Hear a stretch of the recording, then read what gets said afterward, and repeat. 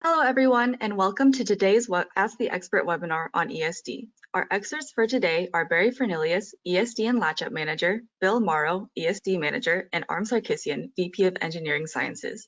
My name is Vivian Ho, and I'm the Marketing Specialist assisting with today's event. Before we get started, I would like to go over a few housekeeping items. All attendees have been muted. However, if you have any additional questions that pop up during the presentation, please submit them in the question section located in the bottom of your control panel.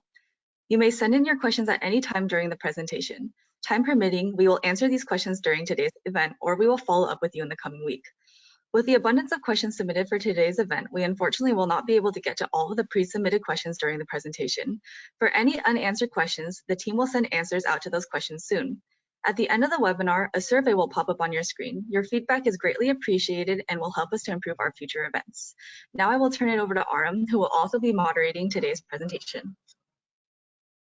All right, great. Thank you, Vivian. Let's go to the next slide, please. Barry's flipping for us today. Yeah, in theory. Technical difficulties, huh? Why? Yeah, okay. Interesting, Marm. Okay, well, while Barry, oh, there we go, I think.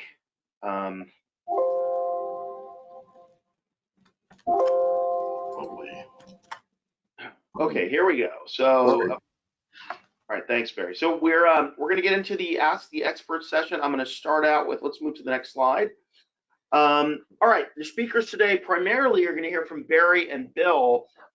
Barry, I won't, we'll move pretty quickly. There's a lot to cover, so I'm not going to read through all of these factoids, but just know that these are two guys with a ton of experience in the space and really a lot of both, hands-on lab experience and thought leadership, let's say, in the space connected to the JEDEC committees and all sorts of things. So it's a very, very knowledgeable team that I have the pleasure of working with at EAG. And I run the engineering sciences part of the business. I'm going to talk very briefly about that. But these are your speakers today. Again, primarily Bill and Barry. Ask questions throughout using the questions panel. Again, we'll do our best to answer them, but there is a lot to get through. And you don't need to take too many notes if you don't want. All of this is being recorded and it'll be up and made available to you after as well. So let's go to the next slide. Okay, so just today's agenda. I'm going to give you, as I said, a brief introduction on EAG Lab, just a couple of slides, and then from there we'll move into the questions. The questions, we've kind of done our best to cluster them into groups, and you'll see that as we walk through them, and then Barry and Bill will do their best to walk through some of the associated material and talk through some of that, and hopefully we cover most of what you've asked. And then we'll have time at the end for a little bit of additional Q&A and just a short summary. So with that, let's go to the next slide. So EAG, just at a glance, it's 1,000+ people, 20 locations worldwide. We have been doing this for years. We've got a lot of experience in this space. We are a global big service lab, and so I think we aim to be the first call you make. So if you need services and a bunch of the different things we do, whether it's engineering sciences, material sciences, we're here to help. Next slide. Let's talk a little bit about the engineering sciences group. So what we do is primarily, we came together through a number of different acquisitions, but the design was to put together a bunch of resources that help IC and microelectronic customers, essentially primarily in the new product introduction phases of getting those ICs to market, but also in the sustaining engineering and failure analysis and other things that occur downstream. But we're really in that innovation space, supporting customers like yourselves to get those innovative products to market. So looking at the next slide, those services are kind of listed here by major domain. And of course, today we're going to talk about ESD and Latchup specifically, but you can see here really all of the things that come together in an integrated way to support our customers. So that includes failure analysis throughout the life cycle of these products, ATE testing, environmental and reliability testing, ESD and Latchup, kind of a close cousin in the reliability space. And then PCB, we have a PCB group that designs all the interface boards and fixtures required for these things, including ESD. We'll talk about that a little bit. And then flip circuit edit, should you need to utilize that to get into those design tweaks or any of those things you need. If any of this other stuff doesn't make sense to you, reach out. We'll be happy to. We have other webinars on those topics, but also we're here to help and explore how we can help our customers better and better. So with that, let's go to the next slide, which is turning it over to Barry for our first set of questions. Barry, I'll hand the baton to you. Thanks, Aram. Well, the first thing that became apparent is we got an overwhelming response, and thank everybody for all of the wonderful questions. Way too many questions to cover in just an hour. And the first thing that sort of jumped out at us that ESD means different things to different people. Some people are talking about handling practices. Some people are talking about ESD mats. Some people are talking about static dissipative materials. A number of things that are listed here, all of which are not the things that we're going to be talking about today, because we're focused on ESD testing of packaged integrated circuits. So let's start with an overview of what we do. Now, this is the obligatory ESD slide with the lightning bolt on it. When differently charged objects are brought close together, get ESD. It's important because lots of the field failures are caused by ESD, and some of the failure mechanisms are listed here, and we'll talk about some of those a little bit more later. The smaller the device geometries get, the more susceptible we are to ESD damage. And it's one of the requirements for doing qualification.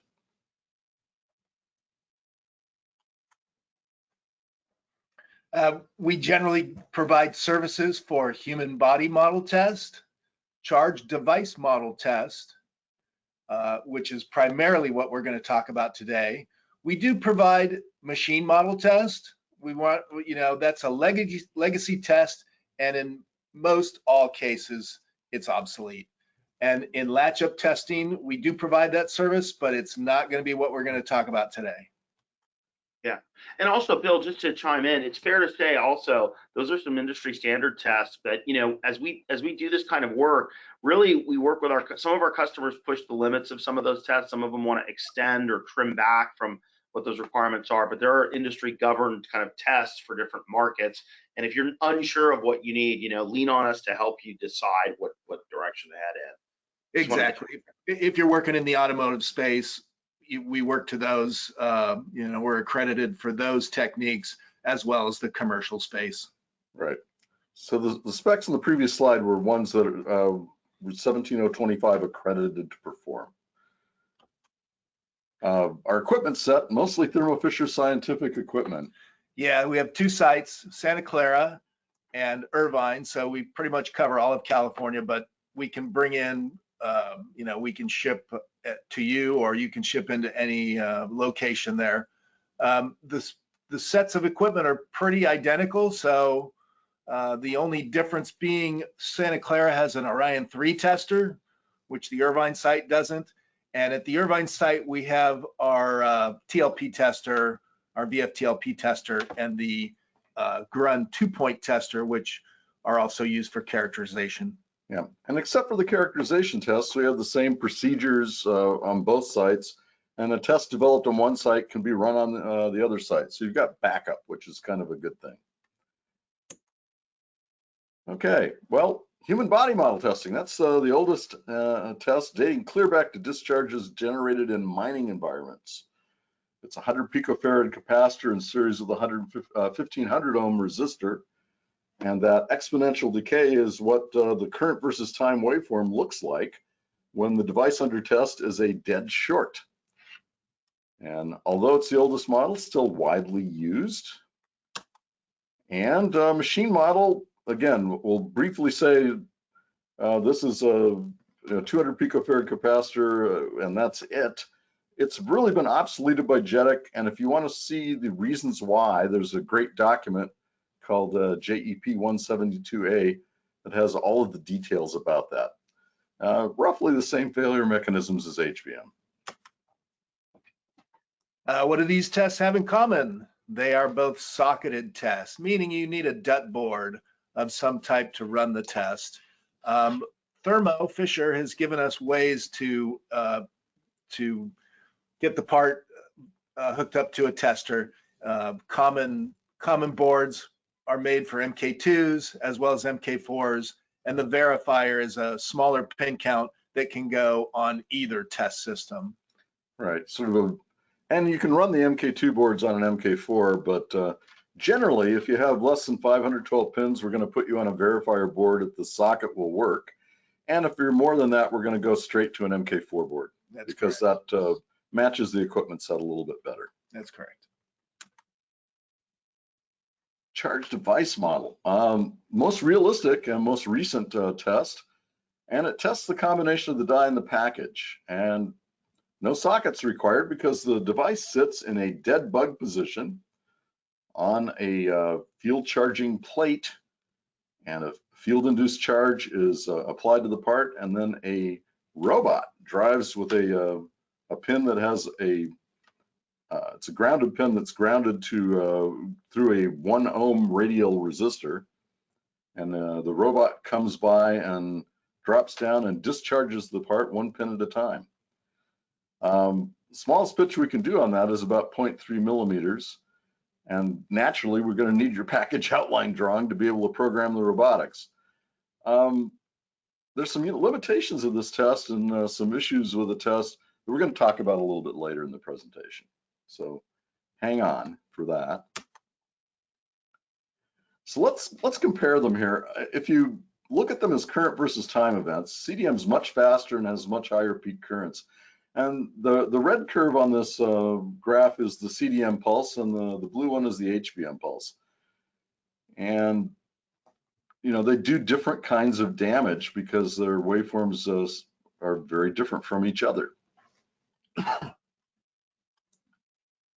So in HBM, because the charge is external, if you take a design and you put it in a new package, but you don't change the HBM circuitry, there's a very good chance that it'll work just fine.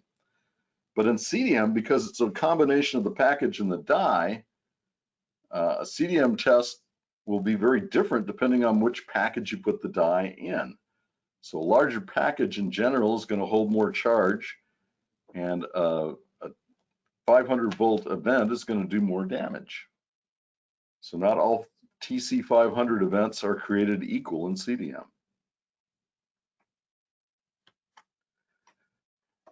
What do we need to do HBM in order to set up the test?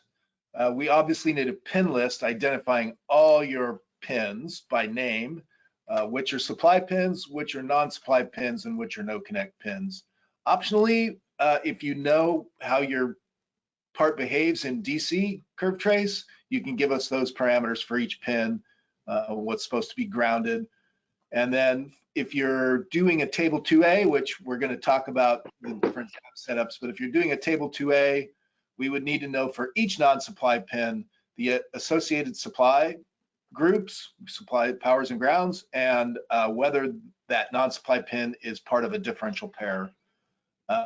If we don't have a standard tool board for you, standard socket for you, then we'll need either your board or get one designed. What your test plans are, that kind of thing.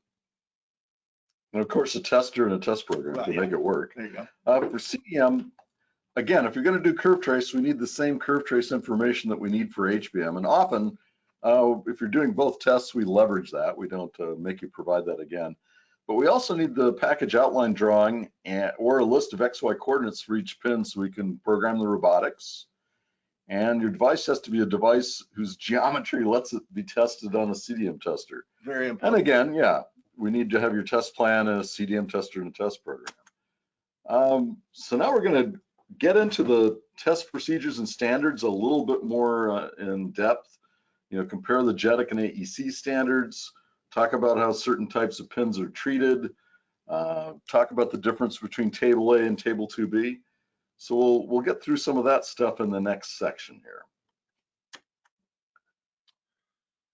How are supply pins, or how are pins how are all pins defined in HBM? Excuse me. So everything's going to be one of these types of pins.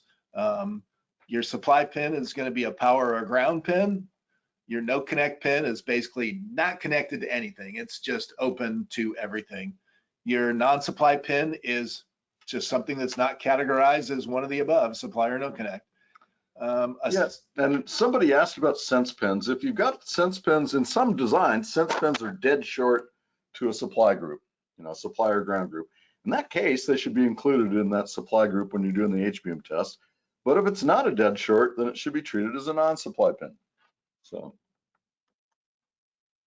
originally, in the old mill standard 883 HBM test, it was a simple thing. You just zap all possible pin pairs, 3 pulses per pin per polarity, 1 second between pulses, which actually served everybody very well for a while until devices started to have a lot more pins, and you basically, the number of zaps required goes up exponentially as the number of pins goes up. So that makes everything much more expensive.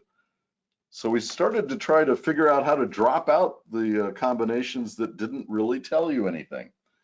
For instance, if you have a big ground group and you're zapping other pins in that same ground group with respect to themselves, all these pins that are dead short to each other, that doesn't show you anything. So those kinds of things have been dropped out of the test. And when you drop all of those out, you end up with the legacy test. This is table 2B. And each supply group, one at a time, is grounded. And then every other pin, whether it's a supply pin or a non-supply pin, every other pin not in that group is zapped with respect to supply group 1. You step to supply group 2 and do the same thing, all the way through all of the supply and ground groups until finally there's this N+1 configuration where all the supply group pins are floated, all the non-supply pins are grounded, and one at a time you open up each non-supply pin and zap it with respect to all the other non-supply pins. Also, through a lot of work, the industry discovered 1 pulse per pin per polarity will do the trick. You don't need 3. And you don't need to really wait a second. They reduced the time to 0.3 seconds between pulses, and later all the way down to 0.1 second. And allowed you to use representative supply pins. So you don't have to zap every pin in every supply group. You can zap representative pins. That was great for a while. And then parts became even more complicated. And so we needed some more definitions. So this leads into what is now called the table 2A, but they needed to help, define further. So they did what's called associated non-supply pin. So typically a non-supply pin, which is associated with usually a single supply group or a couple supply groups, like 1 or 2 power groups and a ground. So why are you only able to zap these things with respect to just their associated supply and grounds? Well, doing the supply to supply part of the test catches the failures that would occur if you zap this pin with respect to the supplies that it's not associated with. So that's why you could drop those out of the test, which is a good thing. Also, as you have high speed devices start to have differential pairs. So differential pairs, typically for things like transmit and receive things on SerDes chips. That's another definition that leads us to table 2A. Everything in here that's in red is what's different from table 2B. Everything that's in gray is exactly the same as table 2B. So what makes table 2A different is each non-supply pin, instead of being zapped with respect to every single supply group, it's only zapped with respect to its associated supply group. And instead of zapping all of the non-supply pins, only the differential pairs get zapped with respect to each other. And a little added wrinkle, the follow-on to this is now you have these devices that have 2,000 to 3,000 pins could you, if you have a bunch of identical protection structures, could you use a statistical sample? And that's the last wrinkle that was sort of added to this, statistical sampling. Not generally useful if you're doing qualification on a device, but if you're doing monitoring on a device, this could save you a lot of time and money, and we can help you set it up. But for just a one-off kind of qualification test, probably not worth it. Yeah, that's important. So there were a lot of questions about comparing AEC to JEDEC. So this is comparing the AEC versus JEDEC CDM tests. Fortunately, both of them are based on the same waveform and the same procedures for calibrating the tester. This didn't used to be the case, all right? 5 years ago, this was comparing them was a little bit of a mess, but now they've sort of converged on JEDEC JS002. Thank goodness. Hey, Barry, do you want to, Barry, Yeah. sorry to interrupt. I was just going to say, do you want to give people just kind of a sense of AEC versus JEDEC and what industries are kind of? Absolutely. AEC is for the automotive folks, okay? And they're putting the same kind of electronics in their cars. I mean, if you've ever had somebody talk about how many electronic devices are in your car right now, your car is sort of a computer on wheels at this point. But yeah, and JEDEC is pretty much for everything else. But these two industries have sort of, I mean, the two sets of specs have sort of converged recently. Yeah. Because a lot of the people that sit on the standards making committees, the same people sit on the committees for both of these sets of specs. And so they kind of finally came to agreement after many years of not agreeing on everything. But for AEC, they want 3 zaps per pin per polarity in CDM. JEDEC doesn't say you can't do 3, it says you must do at least 1, all right? So in a sense, that does conform with JEDEC, because 3 is at least 1. Voltage level skipping, if you want to claim that something passes 750 volts CDM and AEC, you have to also test 250 volts, 500 volts, and of course 750 volts. JEDEC allows you to skip all of that and test immediately at 750 volts, but they don't recommend it. They recommend that you do exactly what you do in AEC. So that's very much the same. AEC has a test window. Pass-fail is determined by your ATE results. And AEC says you have to do the electrical test within 96 hours of finishing the CDM test, and JEDEC doesn't have a specification for that. Finally, AEC has a corner pin classification option, an option to say your corner pins meet a higher standard than the other pins on your device, which JEDEC doesn't have anything quite like that. So not surprisingly, when you look at the classification tables, there's an awful lot of overlap. They look pretty much the same, except for that C2A in AEC says the device passes 500, but the corner pins are good to 750, and JEDEC doesn't say that. But otherwise, pretty much identical. And remember, no level skipping. No level skipping. No level skipping in AEC. HBM testing, even more overlap, thank goodness, because everybody converged on JS001. In AEC, if you have a device with less than or equal to 6 pins, you have to test all possible pin pairs. JEDEC allows that for any device with less than or equal to 10 pins, but very much the same sort of thing. AEC prefers table 2B in the JS001 spec, but they allow some exceptions under certain conditions that that we can go into that more if somebody has some questions on that, but that might be better to talk about offline. JEDEC prefers table 2A, but of course table 2B is always allowed. Just like with CDM, no voltage level skipping is allowed in the AEC. If you want to claim that a part is a 2000 volt part, you've got to test 500 and 1000 as well. JEDEC allows it, but doesn't recommend it, and the classification tables are exactly the same. Don't even have to have a slide for that, so yay. We referred to interfacing your part to the testers earlier, and we have hundreds of duct boards that are available, which is why we asked for that package outline drawing on the front end when you're asking for a test, because we want to take a look and see if we already have a duct board that'll work for you.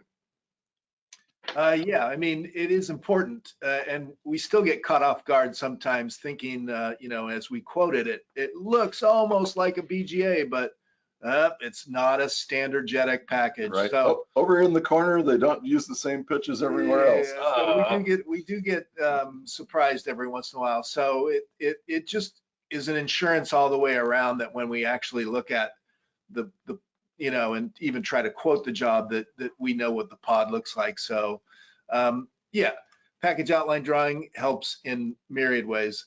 And we do have generic DUT boards, mostly for the MK4. For ball grid arrays that Yeah, are, ball grid arrays. and can handle up to 48 by 48 arrays, which is 2,304 channels in the following pitches. The two boards here that are pictured are not MK4 boards. These are verifier boards. The bottom one is a CSP, but the top one is a module board, which we'll talk about modules a little bit later. On verifiers, we have a lot of standard QFN, DIP packages, SOICs. And just something I would add to this, guys, is that, you know, just for those of you listening, you know, it's a board, right, that has to be built, and these are custom. When a custom board is needed, just realize that does take some lead time, whether that's procuring the socket or designing the board. So, and that's measured in weeks, not days usually. So it's really important as you start to think about getting your product to market and the qualification you need to do.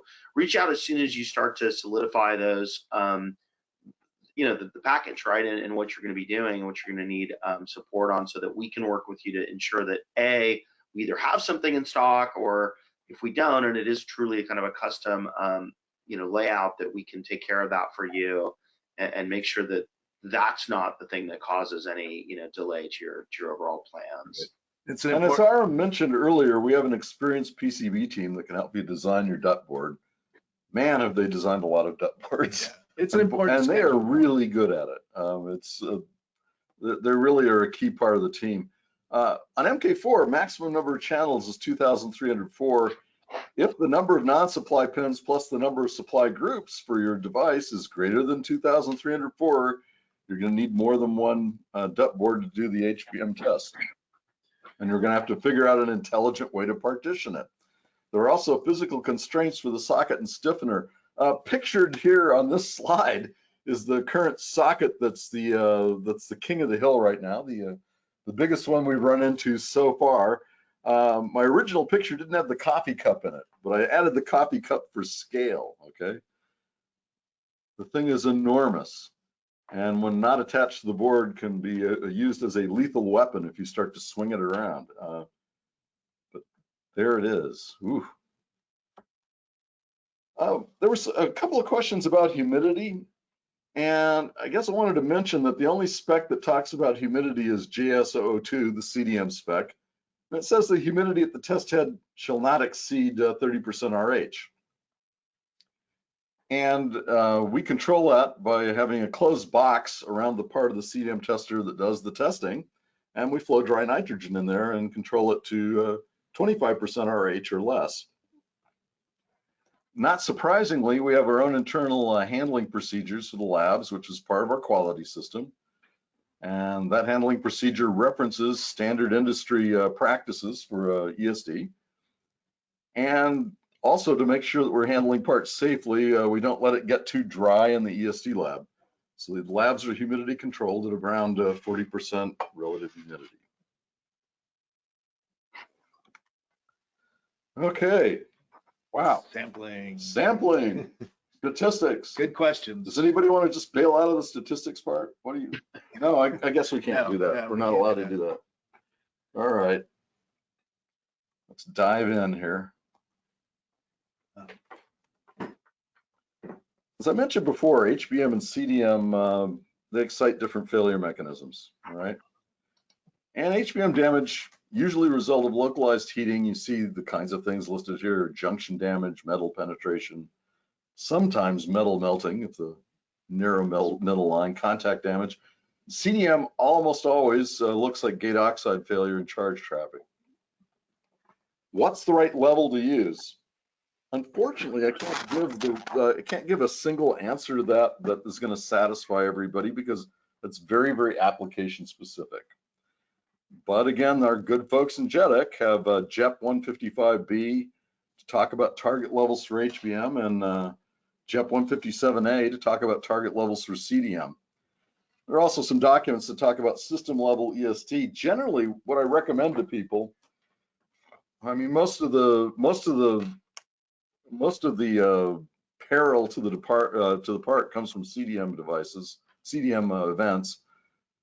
Design for the very best CDM level you possibly can, and you have to trade off HBM and CDM protection.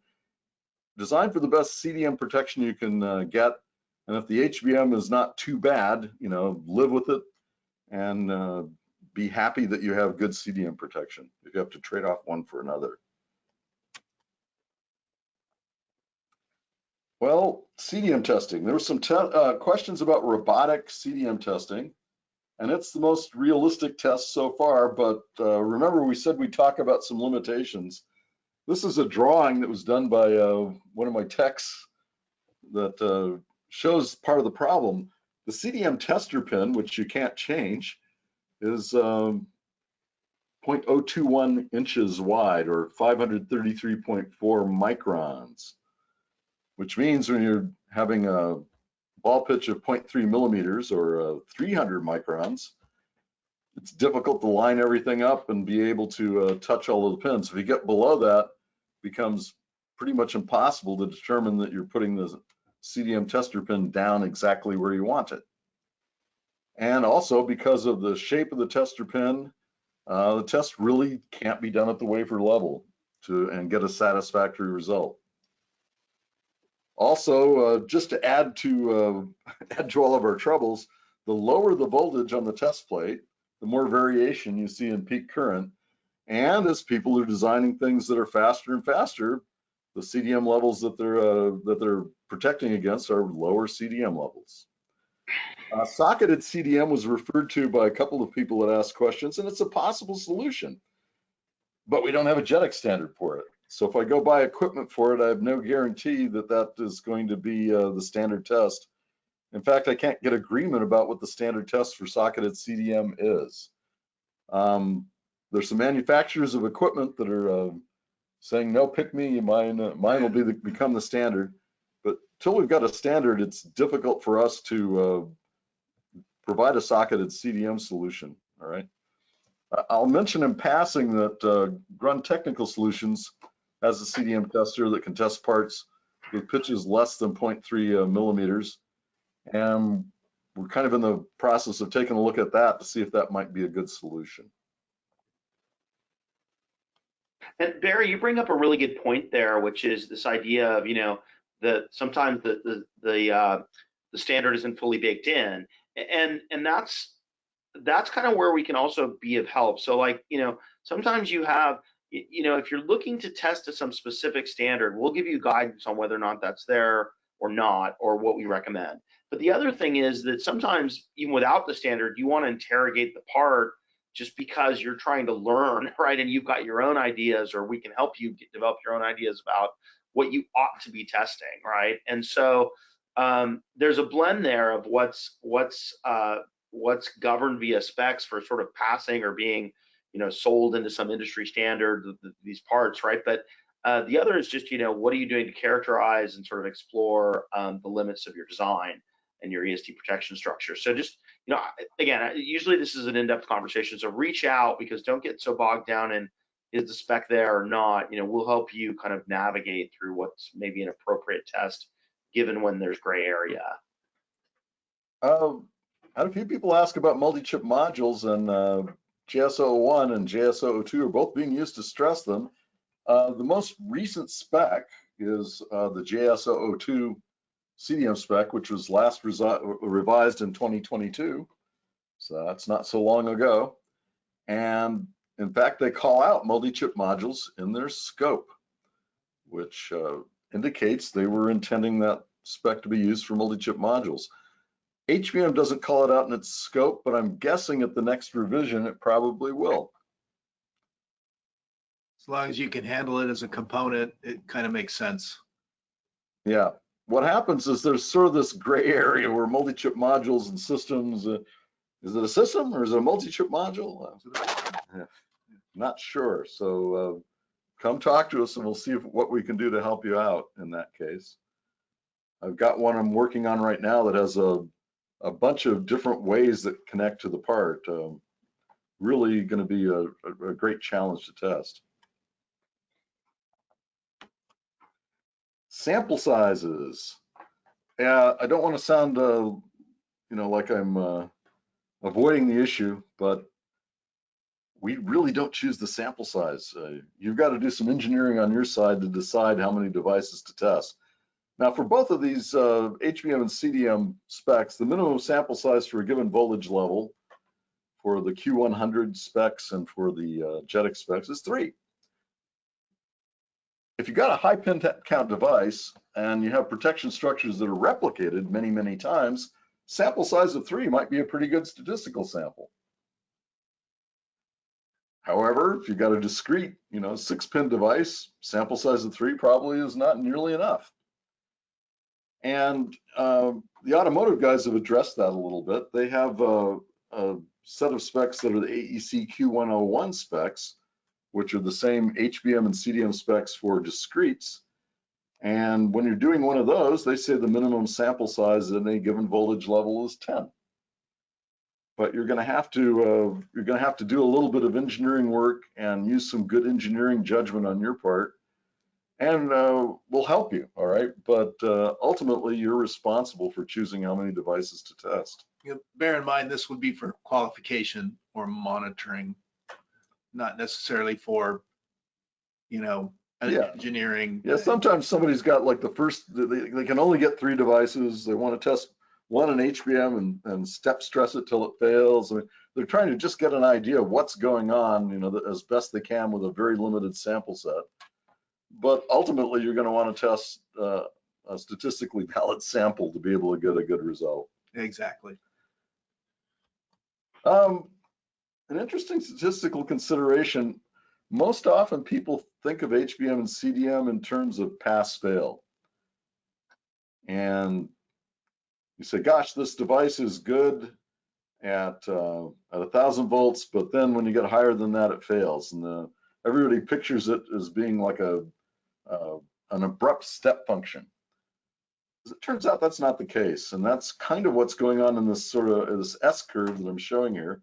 This is a device that at 1,000 volts HBM, the probability of failure is around 0%.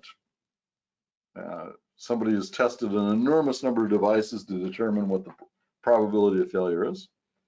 And at 1,500 volts, the probability of failure is very close to 100%. But in between, that's how you ended up making this S curve. You have different probabilities of failure depending on what voltage you're testing at.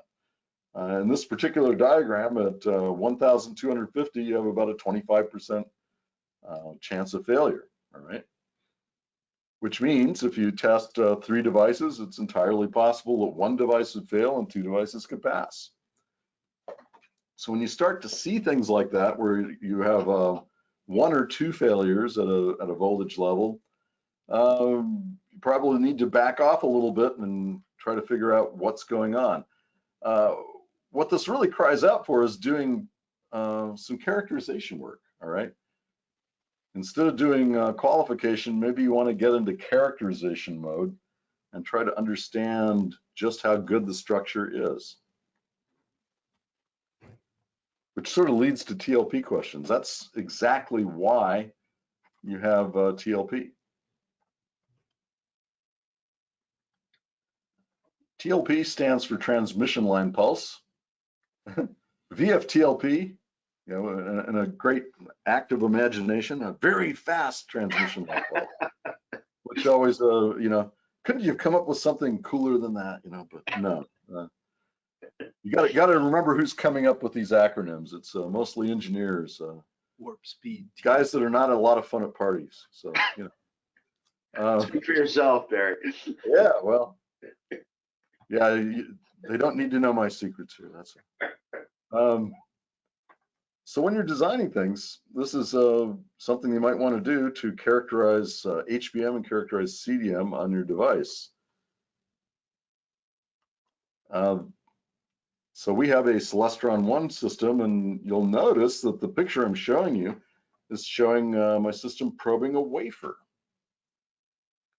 So this is it was doing an HBM characterization at the wafer level, which is interesting. You really can't do the HBM test at the wafer. I mean, you can do the HBM test at the wafer level on a 2-point tester, but TLP can be done at the wafer level, the die level, or the package level as part of a characterization.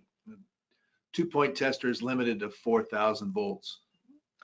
Yeah, but TLP tester here, it's interesting. The microscope picture, this was, I'm proud of this. I took this handheld with a phone camera, up at the eyepiece. You should see the rejects. I mean, they look terrible. So a VF-TLP system, a Barth 4012 VF-TLP plus system. So this is a little bit of TLP, you basically are applying a pulse. For standard TLP, that's going to be a 100 nanosecond pulse with a known rise time. Again, for TLP, that's typically a 2 nanosecond or a 10 nanosecond rise time that travels through the device and gets reflected back. And you measure the resulting, for each voltage pulse, you measure the resulting voltage and current waveforms. And you make an IV curve, all right? It looks something like this.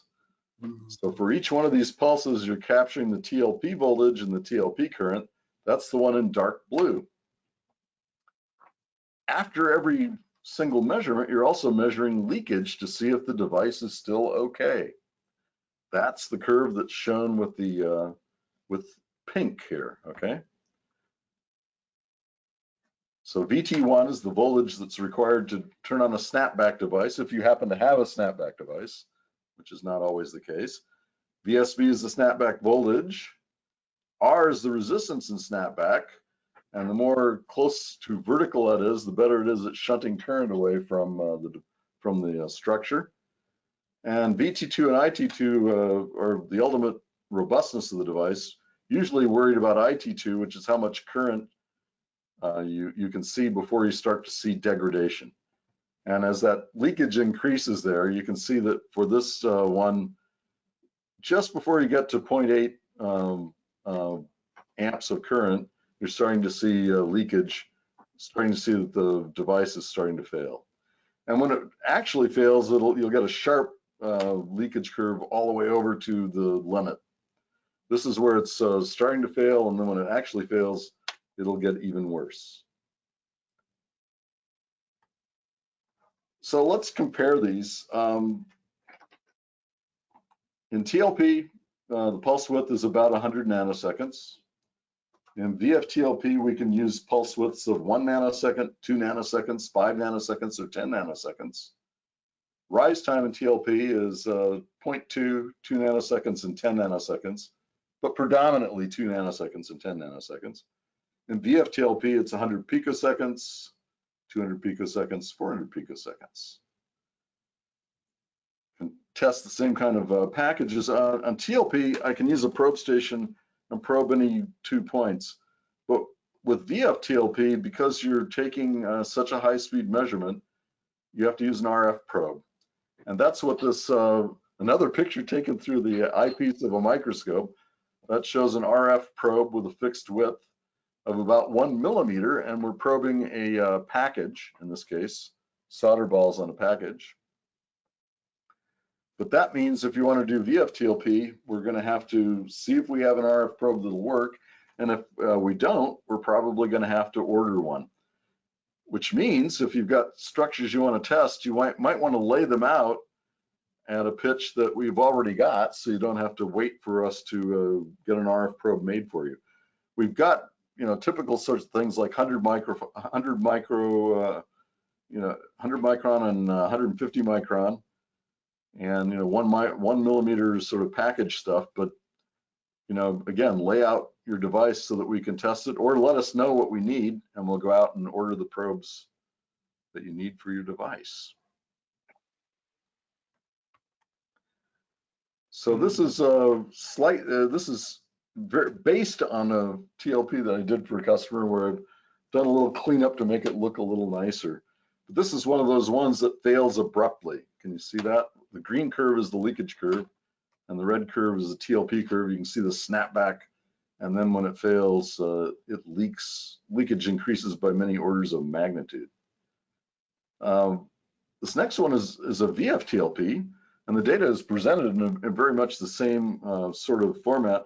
This one is this is a pin pair that does not have any protection at all. All right, so it looks kind of diode-like, and starts to leak around 6 amps, and then finally, when it's just past 7, it fails catastrophically. And this is a 1 nanosecond pulse, 100 picosecond rise time.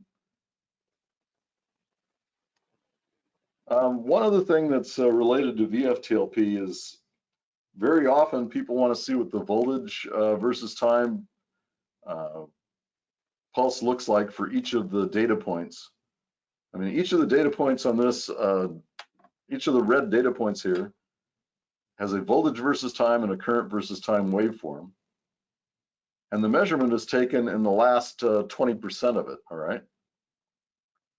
But a lot of people want to see what that peak voltage was, and so we gather the waveform data for every one of those data points. We've got the voltage and the current waveform that we can provide you, which is useful for lots of engineering reasons.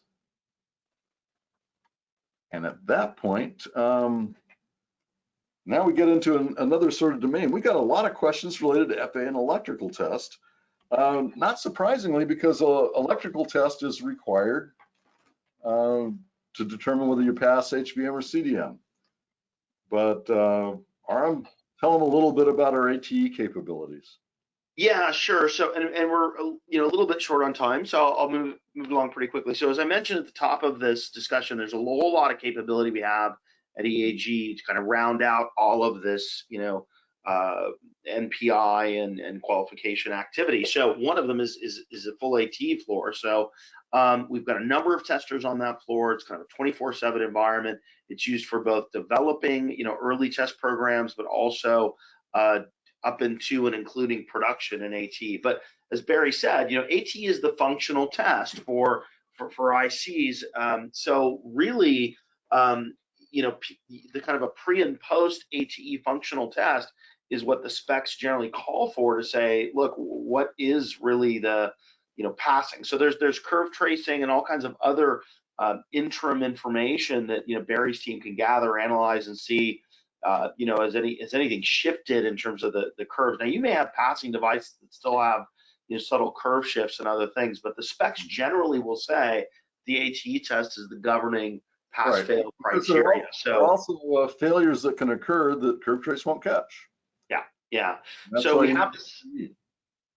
That's right. So anyway, we have, again, we're a little short on time. So running, we have that in-house, and that's a capability. And by the way, just being able to, if you want us to do that testing for you, just have to make sure we have the right tester, it's configured correctly. We have a way to test it essentially for you, but it's all stuff that we can provide as kind of part of an integrated solution, which also leads us to this next slide, failure analysis. I don't know if you want to just keep going here, Barry. Yeah, we'll talk a little bit. I mean, some people ask some failure analysis questions. We don't do failure analysis in our group, but we work closely with failure analysis teams inside of EAG. And by the way, when we say closely, they're across the hall, right? Difference in EOS and ESD. The short and simple answer is the EOS event is a longer duration event that typically causes more drastic damage than an ESD event. But we've got a really talented FA team that can do this sort of thing for you, show you where it failed when you get a failure, which is really useful when you're trying to fix things, okay? Okay, so we went through a lot of material fairly quickly, and I'm going to get some questions here, but before I do, obviously, this is our obligatory marketing slide. And look, confidentiality is a big part of our business here. We've got a lot of smart folks, Barry and Bill included in that, of course, and this whole idea of kind of having this multidisciplinary approach of all of these different techniques pulling together to help you in the journey of your innovation of your products is what we aim to do. I would really just suggest that, this is kind of a tip of the iceberg conversation. The real work is done by engaging with us and working together to help you in whatever way we can. So I would encourage you to reach out to any of us, and so we can help you and talk about what support is needed. With that, I'm going to go through just a few questions. I don't think we have a ton of time, but let me throw a couple actually that came in that I think are interesting. Just from a housekeeping perspective, there were some questions on what you'll get. I think we are providing the recordings at the end, so that's available. And I think probably you'll get a link to that recording that you can go take a look at this presentation again if you'd like. Yeah, and over time those get posted to our website as well for consumption. So yeah. And you'll also, there are a number of questions that so many questions that we couldn't cover in the presentation, but within the next week or so you should get some email addressing some of those questions. Yeah, for anybody that asked a question, we'll generally do our best to address them. Now, some of them, please mind you, they're hard to answer because the answer winds up being something like it depends, right? So in those cases, best to just have a conversation with us. And a number of you said, well, I don't really have a question. I just wanted to hear general things about ESD. I'm probably not going to give you an answer to that. All right. Yeah. But just in this, let's answer a couple here, just because I want to be able to do that. So one of them was on AEC specs. It says went through the AEC specs for Q100-002. Rev E doesn't list a test window requirement to my knowledge. I'm not sure what the question. That's correct. That's for HBM. It does not list a test window. But for AEC Q100-011, 011, which is the CDM spec, it does have a test window of 96F. Okay. But there is not a test window for the HBM test. Okay, here's another one for you from same individual, actually. Can you go over how DP/DM, differential pin pair, should be tested to power pins such as VDD, VDDIO, and ground in HBM? Well, again, differential pairs are stressed with respect to their associated supply and their associated ground. And there's a definition of what an associated supply and associated ground is that's in JS01. And we'll try to follow up with you and send you, a little quote from that section so you can see exactly how that's defined. But yeah, the differential pairs are still tested with respect to their associated power and their associated ground, as well as being zapped with respect to the other half of the pair. Minimum, they'd be zapped at least twice during full test. Yeah, one thing to add is JEDEC also allows you to do a little mix and match. So if you want to do the table 2B IO to IO test, but do the rest of the test as a table 2A, that's also allowed. It's a little bit more coverage. So. Yeah. Here's a question for you on multi-chip modules. I know a lot of those are, there's a lot of multi-chip module and chiplet discussion in the world. So the question is, how do you check ESD on all IO on all chips in a multi-chip module? Well, you can't. Right. You can only check the pins that interface to the outside world. That's it. And that's sort of the limitation you got when you're testing a multi-chip module. Now, sometimes people are making their multi-chip modules out of chip scale packages that they've tested by other means, okay? And so they have an idea of how those are performing, but you really only have access to the pins that the outside world can see. Yeah, so I think what you could say is, another way to say that too, is that the chiplets themselves, or the chips that make up that multi-chip module, you could test those independently and then make some assumptions about what they're doing at the chip at that quote unquote system level, right? In terms of what they'll see. Right. But some multi-chip modules are designed so that you can get to individual chips and you can test the chips separately from each other, even when they're at the multi-chip module level. But others are not designed that way. Some But have you could do it. You could have a test plan, right, Barry, where you say, listen, why don't we check your chiplets ahead of time and maybe put them in some test vehicles to package them up and then test them that way to get We've had some. people do that. We've had people do all kinds of things. So yeah. Yeah. It doesn't make sense to do the CDM test, by the way, on those little guys that are going to end up in the MCM. Yeah. Until they're in the final product, the CDM doesn't make sense. Okay. I'm going to give you maybe just one or two more here. For CDM, for HBM, here's a question. For HBM, friends, large packet size, do you need samples to test each voltage step? For HBM, do you need samples to test each voltage step? Or we pick a voltage step which works for customer application and test them? That's the question. Well, okay. You can test, let's suppose in HBM you want to have a part that passes 1500 volts, for instance, but you want to test it at 500 and 1000 first.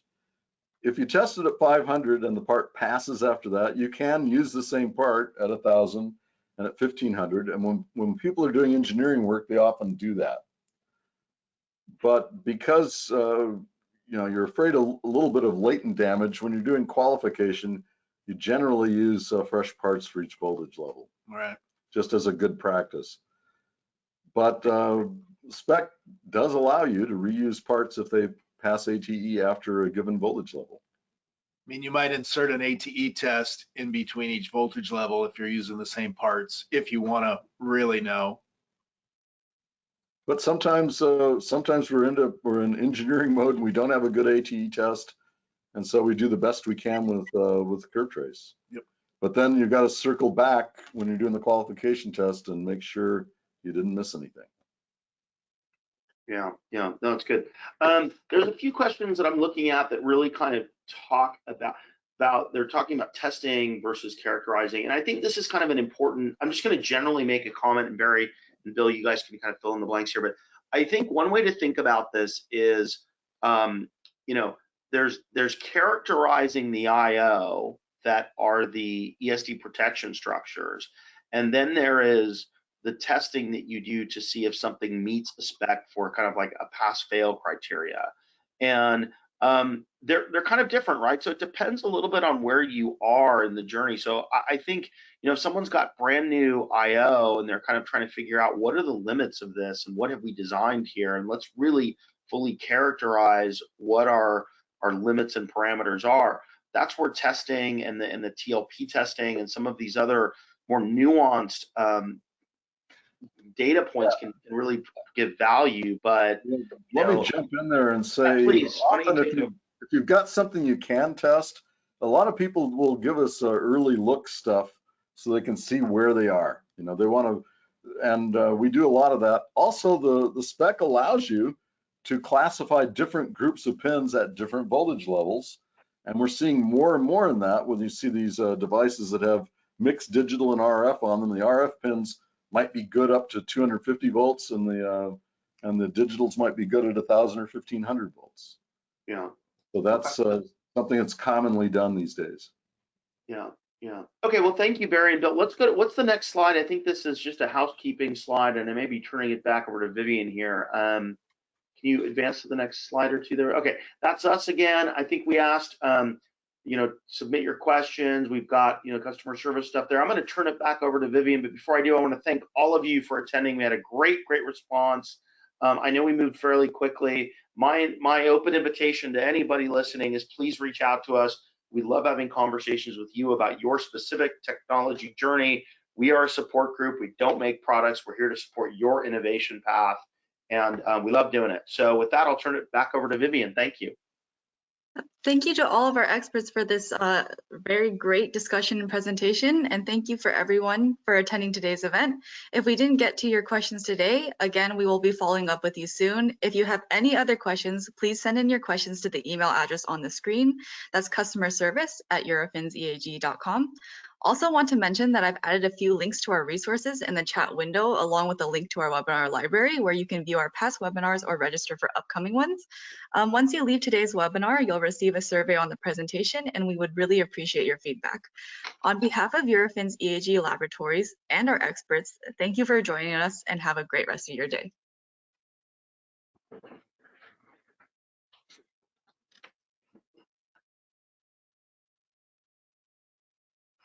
Ready?